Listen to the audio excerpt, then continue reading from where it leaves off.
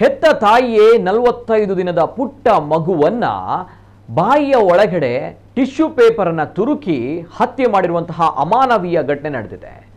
ಗಂಡನ ಪ್ರೀತಿ ಕಡಿಮೆಯಾಗಿದೆ ಅಂತ ಈ ಕೃತ್ಯ ಎಸಗಿರುವುದಾಗಿ ಈ ರಾಕ್ಷಸಿ ತಾಯಿ ಹೇಳಿಕೆಯನ್ನ ನೀಡಿದ್ದಾಳೆ. ಜೊತೆಗೆ ತನ್ನ ತಪ್ಪನ್ನು ಕೂಡ ಒಪ್ಪಿಕೊಂಡಿದ್ದಾಳೆ.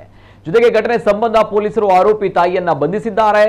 ಮಗುವನ್ನ ಕೊಂದ ಮಹಿಳೆಯನ್ನ ಬೆನಿತಾ ಜಯ ಅನ್ನಲ್ 20 ವರ್ಷ ಈ ಕೃತ್ಯ ಎಸಗಿದ ರಾಕ್ಷಸಿ ತಾಯಿ ಎಂದು ಗುರುತಿಸಲಾಗಿದೆ. ಜೊತೆಗೆ ಬೆನಿತಾ ಕಾರ್ತಿಕ್ 21 ವರ್ಷದ ಕಾರ್ತಿಕ್ ನನ್ನ ಪ್ರೀತಿಸಿ ವಿವಾಹವಾಗಿದ್ರು.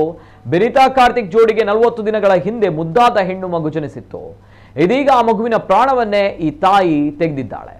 ಮದುವೆ ಬಳಿಕ ಪತ್ನಿ ಮನೆಯಲ್ಲಿಯೇ ವಾಸವಾಗಿದ್ದ ಕಾರ್ತಿಕ್ ಖಾಸಗಿ ಕಂಪನಿಯ ಉದ್ಯೋಗಿಯಾಗಿದ್ರು. ಪತ್ನಿಯೇ ಮಗುವನ್ನ ಕೊಲೆ ಮಾಡಿರುವ ವಿಷಯ ಕೇಳಿ ಗಂಡ ಆಘಾತಕ್ಕೊಳಗಾಗಿದ್ದಾರೆ. ಕ್ರೂರ ತಾಯಿ ಮಗುವಿನ ಬಾಯಿಯಲ್ಲಿ ಟಿಶ್ಯೂ ಪೇಪರ್ ಅನ್ನು ತುರುಕಿ ಕೊಲೆ ಮಾಡಿದ್ದಾಳೆ. ಕಾರ್ತಿಕ್ ಎಂದಿನಂತೆ ಕೆಲಸಕ್ಕೆ ಹೋಗಿ ರಾತ್ರಿ ಮನೆಗೆ ಮರಳಿದ್ದ. ಮನೆಗೆ ಬಂದು ಮಗುವನ್ನ ಎತ್ತಿಕೊಂಡಾಗ ಅದರಲ್ಲಿ ಯಾವುದೇ ಚಲನೆ ಇರಲಿಲ್ಲ. ಉಸಿರಾಟವೂ ಕೂಡ ನಿಂತಿದ್ರಿಂದ ಗಾಬರಿಗೊಂಡು ಆಸ್ಪತ್ರೆಗೆ ಕರೆದುಕೊಂಡು ಹೋಗಿದ್ದಾರೆ. ಮಗುವನ್ನ ಪರಿಶೀಲಿಸಿದ ವೈದ್ಯರು ಕಂದಮ್ಮ ಸಾವನ್ನಪ್ಪಿರುವುದನ್ನು ಖಚಿತಪಡಿಸಿದ್ದಾರೆ.